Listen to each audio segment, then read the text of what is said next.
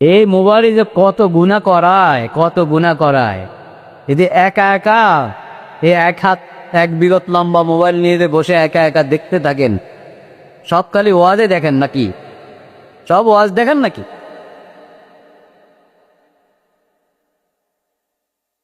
Smartphone থেকে যত দূরে থাকতে পারেন তত ভালো, যত দূরে থাকতে পারেন তত ভালো।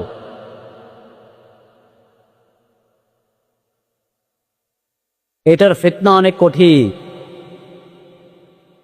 ঘরের বড়দেরকে দেখলে ছোটদের হাতে দেয় কি যায় না, ছেলেদের হাতে থাকলে মেয়েদের হাতে দেয় কি যায় না, শ্বশুরের হাতে থাকলে বৌমার হাতে দেয় কি না যায়।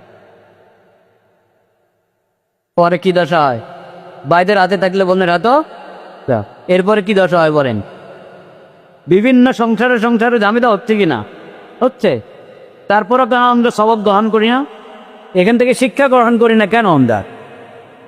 যত দূরে থাকতে পারেন স্মার্টফোন থেকে তত ভালো, তত ভালো।